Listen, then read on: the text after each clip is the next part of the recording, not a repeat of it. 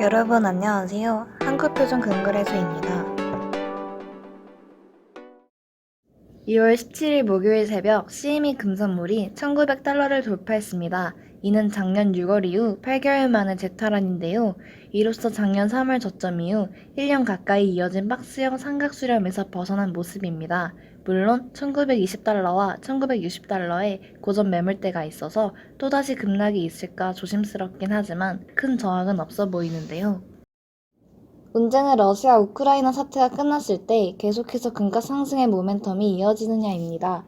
사실 이 부분은 무척 어렵습니다. 당장 1월달만 해도 인플레이션과 금리 인상의 줄다리기가 최고의 이슈였는데요. 금가스에 영향을 미치는 요인이 너무나 많습니다. 아마 저희 채널에서 소개한 상승 요인과 하락 요인만 다 해도 10개 가까이 될 것 같은데요. 중요한 건 굉장히 오랜 기간 금값이 바닥을 다지고 올라왔다는 점입니다.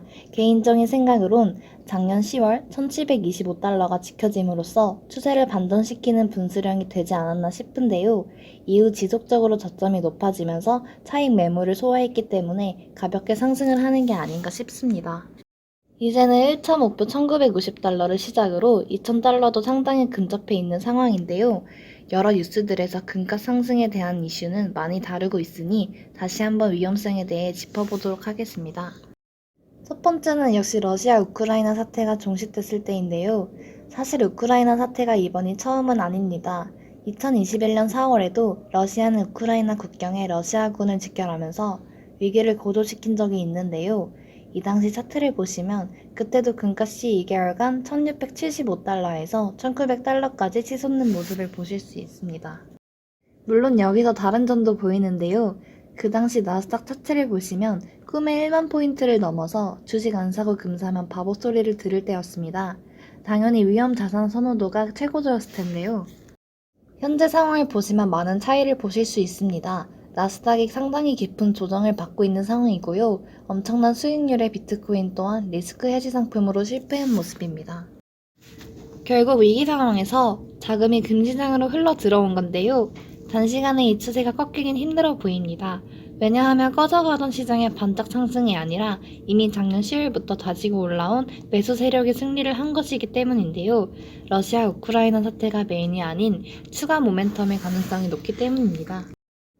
두 번째는 가장 큰 장애물인 금리 인상이 되겠습니다. 여전히 금시장의 모멘텀이자 약점은 물가 상승으로 인한 금리 인상이라고 생각하는데요. 연준 파월 의장의 주장대로 인플레이션을 금리 인상으로 막을 수 있을지가 관건인 것 같습니다.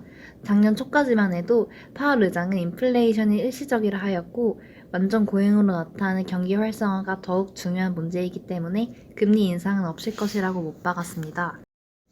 하지만 시장의 의식은 지워지지 않았고 결국 평균 물가 2%라는 말이 무색하게 되었습니다. 올해 1월 미국 소비자 물가는 7.5%를 상승했는데요. 이는 40년 만에 최대 상승률이었습니다. 물론 여기에도 이번 러시아 우크라이나 사태가 한몫하긴 했는데요. 불난집에 기름을 부은 것과 같아 보입니다. 결국 물가를 잡으려면 금리가 잡힐 때까지 올려야 하는데요. 과거 2000년대 초처럼 경기가 과열이라 마음껏 금리를 올릴 수 있다면 모르지만 지금은 잘못하면 그나마 살아나는 불씨마저 꺼질 수 있기 때문에 물가만 오르고 경기가 침체하는 스태그플레이션의 가능성이 높아져 한계가 있어 보입니다. 하지만 2012년 9월처럼 급락의 가능성은 여전히 존재하니까요. 항상 여윳돈과 장기 투자 잊지 마시기 바랍니다. 그럼 오늘 영상은 이것으로 마치겠습니다. 구독과 좋아요, 알림 설정 잊지 마시고요. 댓글도 달아주시면 큰 힘이 됩니다. 그럼 지금까지 한국표준 근거래소였습니다.